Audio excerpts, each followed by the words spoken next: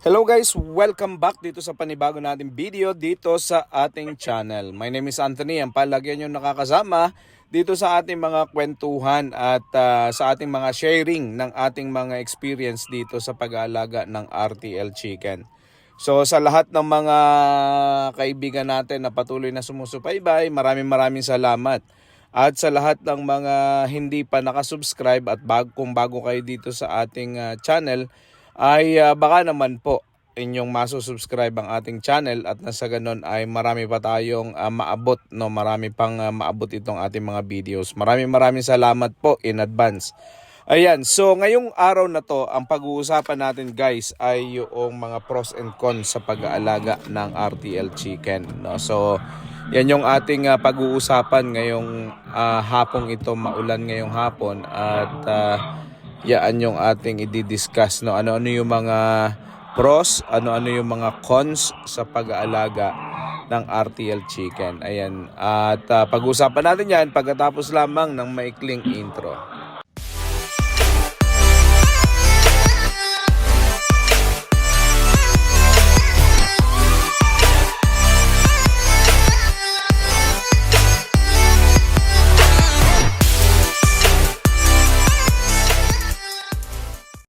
Okay guys, ayan, maraming salamat. Welcome back dito sa ating video. Maraming salamat sa lahat ng mga nagbalik o nagintay yan at nagtiyaga na subaybayan ng ating mga videos, no, at saka itong ating video na to. So guys, ang isa sa mga patok ngayon at isa sa mga madaling negosyo is yung pag-aalaga ng paitloging manok, no. So napakarami ng mga tao na sumusubok na gawin itong extra income, no, lalong-lalo na yung mga backyard layer farmers na katulad ko ay sumusubok, no. At ito kasi ay hindi masyado mahirap gawin, no. So marami mga pros pero meron ding mga cons, no. Pero sa dami ng mga nag-aalaga ay minsan ay yung ating pag-iisip ay dahil madaming gumagawa nito ay siguradong kumikita ito, no. Yun yung ating mentality palagi. Sometimes ang problema kapag hindi tayo nagkaroon ng due diligence, no, yung due diligence natin, nagkakaroon tayo ng problema along the way at instead na makabawi tayo, instead na kumita tayo, ang nangyayari ay nalulugi pa tayo o nalulugi tayo sa mga puhunan natin, no? So mahalaga guys na mapag-aralan din natin. Lagi kong sinasabi yan sa aking mga videos, no. Yung pag-aalaga ng livestock ay hindi para sa lahat, no. Hindi dahil ginagawa ng kapitbahay mo, gagawin mo na rin dahil akala mo maalwan lang at medyo hindi mo na napag-aralan. So ngayong araw na ito guys, ang ating pag-uusapan ay yung mga pros and cons nga. At least kahit paano, hopefully pag na-discuss natin itong mga pros na to at saka yung mga cons ay makatulong para sa pagdedesisyon mo sa iyong pag-aalaga ng RTL Chicken. Kung ikaw ay nagpaplano pa lang na mag-alaga ng RTL Chicken, ay at least kahit paano ay mapapagplanuhan mo, no, at mapapag-aralan mo kung ano yung mga dapat mong gawin at ano yung is it worth the risk, sabi nga nila, no. So unahin natin guys sa mga pros is mas mabilis ang kita. So given yan guys na everyday kapag nag-aalaga ka ng manok, everyday may kita ka kasi araw-araw umiitlog ang manok mo. So ang bawat manok ay umiitlog yan 24 to 26 hours, no. So within 24 to 26 hours nangingitlog ang ating mga manok. So may mga itlog yan araw-araw. Everyday, almost everyday meron kang manok. Kung maayos ang pag-aalaga mo, stress-free ang environment ng mga manok mo, maayos ang pakain mo, bibigyan ka niya ng araw-araw na itlog. So araw-araw may itlog ka, araw-araw nakakabenta ka ng itlog. So ibig sabihin, araw-araw may pumapasok na income, no. So hindi katulad ng mga ibang mga investment, it takes forever bago bumalik ang inyong puhunan. Ito utay-utay bumabalik sa inyo araw-araw kasi araw-araw nakakabenta kayo ng itlog, no? So yun ay isa sa mga pinakamaganda kung bakit gustong-gusto ko itong klaseng negosyo na ito.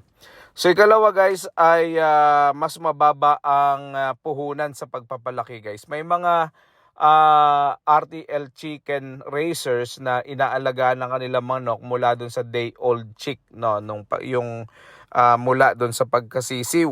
Kaya lang ang problema dyan, it takes 16 weeks bago ka makapagpaitlog, tapos ay malaki ang puhunan mula dun sa sisiw hanggang sa maging RTL na sila. So kalimitan idinideliver sa atin yung ating mga manok ay mga mga ready to lay egg na. So yung mga manok natin ay hindi na sila mga bata at mature na sila. 16 weeks, kalimitan 16 weeks, 17 weeks ang mga manok idinideliver. Kaya medyo ang manok ay medyo maedad na, ready na para mangitlog. At the same time ay hindi ka na masyado gagastos sa pagpapalaki ng mga manok bago ito mangitlog. So babayaran mo lang syempre yung pulet, yung magkano yung inahin na manok o yung dumalagang manok, tapos iitlog na yan after 4 weeks ng pag-aalaga. Kukunti na yung panahon ng ang pag-aalaga, kaya mabilis na yung return of investment. Hindi malaki yung puhunan sa pagpapalaki. Pero syempre malaki ang puhunan pag bumili ka ng manok, no? So ng paitloging manok. Ikatlo ay mas kaunting alaga. So syempre mas kaunti yung panahon ng pag-aalaga. Instead na mula dun sa pagkasisiw, alagaan mo hanggang mangitlog. Ngayon, hindi ka na nag-aalaga nung 16 weeks. 16 weeks na yon, ikaw na mismo nag-aalaga pagkatapos ng delivery. Yung 17 weeks onwards, ikaw na mag-aalaga. So konti na lang yung panahon na pag-aalaga mo bago mangitlog yung mga manok mo, bago ka kumita, bago mag-start na kumita yung iyong mga alagang manok. Ikaapat, mataas ang production ng itlog guys, no? So yung mga breed ng mga manok ngayon guys, mga nasa around 320, 325, 330 na mga manok ang nangingitlog. Ang mga manok nangingitlog sila ng ganito karami sa isang taon. So ibig sabihin, kung yan ay 330 ang iniitlog sa isang taon, ibig sabihin almost every day ang manok ay nangingitlog. So ganyan yung production mo. Kung may 1,000 ka na nangingitlog, so 95% yan ay nangingitlog. So ibig sabihin may 950 ka na itlog every day na pwedeng pick upin at pwedeng ibenta. Okay, so medyo mataas talaga yung mga bagong mga breed na manok ngayon ng sa production ng mga itlog, no? So humanap kayo ng dekalidad na breed ng manok at yun ang inyong bilhin. Siyempre meron mga Loman dyan, may Decal White at kung ano-ano pang marami pa. Ikalima, mas madali para sa mga baguhan. So kung ikaw ay bago, no, na nag-aaral ng pag-aalaga ng paitloging manok, hindi siya ganun ka-complicated, no? Napakaraming mga video tutorial dito sa channel natin at napakaraming mga available na mga videos na makikita mo sa YouTube, no? So hindi lamang 'yan, may mga groups din ng mga RTL racers na pwede kang humingi ng tulong kung sakali na ikaw ay merong konting problema. Pero ang basic nito is madali lang talaga alagaan ang RTL na manok. Medyo stress sila minsan, pero kung mamamanage mo yung stress, kung maayos ang pagkain mo, kung maayos yung paglilinis mo, kung maayos yung painom mo sa manok, so dapat hindi ka magkakaroon ng problema. So kung meron kayong mga gustong malaman at sa program, etc., scroll nyo lang yung ating mga videos. Meron tayo dyang mga available, no? So yon. Ano naman yung mga cons? Marami pa mga pros guys, no? Napakarami pa mga pros kung ating iisa-isahin. Nandiyan pa yung nakakatulong ka sa community kasi locally nagpo-produce ka ng fresh and affordable na itlog. Ikaw ay nagtatrabaho lang sa bahay, wala kang opisina, wala kang boss at kung ano-ano pa. Napakarami pa mga pros na kaya ako nagustuhan. Kung ikaw ay OFW, isa pa sa mga pros na to ay kaya mong i-manage yung iyong business kahit ikay nasa abroad katulad ko, by doing online marketing, by doing your own transaction. Everything is online na ngayon, internet, etc., etc., no? So napakaraming pros and na pwede mo talagang isipin at pwede mong maging dahilan kung bakit pwedeng mong pasukin ang ganitong klase ng negosyo. Okay, let's talk about the cons. Ano naman yung mga hindi kaaya-aya siguro sa pag-aalaga ng mga manok? Okay, so unang-una dyan guys is napakamahal ng puhunan. So isa sa mga cons na hindi kaaya-aya is basically mahal ng puhunan. Imagine nung unang bumili ako 390 ang per head. Ngayon 410 yung sumunod kong bili, tapos ang ngayon ang presyo ay nasa 420, 430, 440 na depende din sa layo ng inyong lugar. So kung may 1,000 ka sa 390, 390,000 agad yun guys.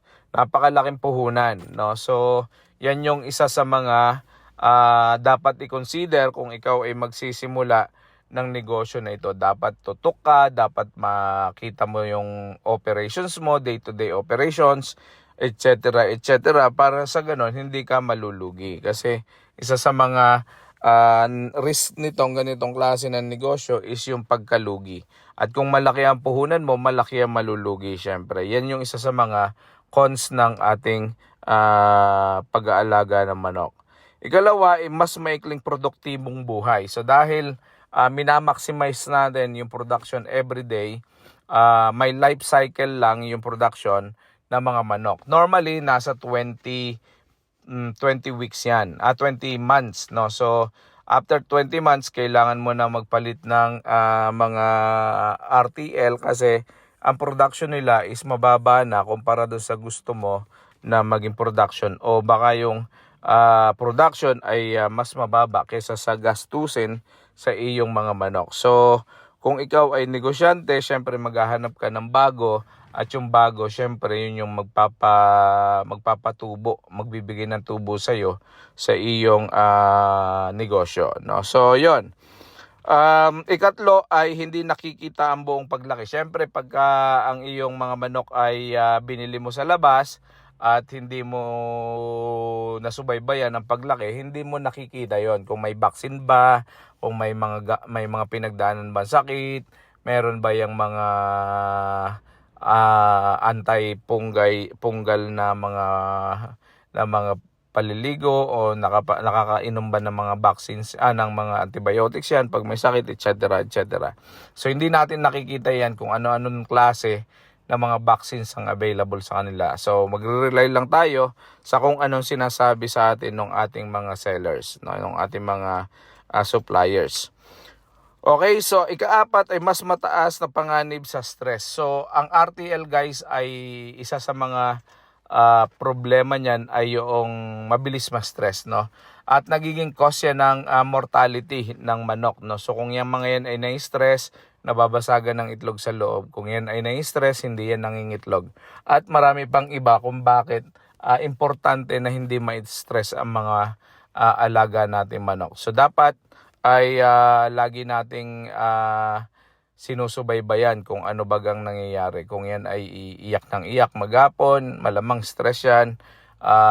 Kung yan ay hindi nakakainom ng tubig, kung mainit ang panahon, all of them are factors kung bakit nagkakaroon ng ganyang klase ng problema, no? So, yun guys, isa yan sa mga hindi kaaya-aya pag mataas ang stress ng mga manok natin, nagiging cause yan ng mortality. At ang ikalima guys ay yung sinasabi kong mortality, no? So syempre sa mga pros niyan is yung pagkamatay ng ating mga manok. So kapag tayo ay dinaanan ng peste, syempre hindi natin mapipigilan yan, kaya dapat mataas ang biosecurity natin. So dapat ay malinis, maayos at vaccinated ang lahat ng ating mga mga manok para may panlaban sila. So isa sa mga nakakapagpalugi sa mga RTL business owners is yung mortality, kasi minsan sobrang dami at taas ng numbers ng kanilang mortality. So yan yung isa sa mga issues. Unang-una diyang nagiging dahilan is stress. Pangalawa ay yung yung init ng panahon.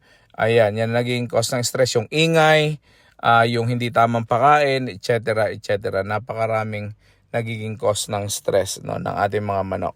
At dapat ay ang ating mga alaga ay meron silang conducive na lugar para hindi sila ma-stress, at dapat ay nasasanay sila sa ingay para sila hindi ma-stress, no. So implication ng manok na na-stress is, unang-una, pag na-stress yan, hindi yan mangingitlog. Ikalawa, pag yan ay nangitlog, minsan nababasag itlog sa loob.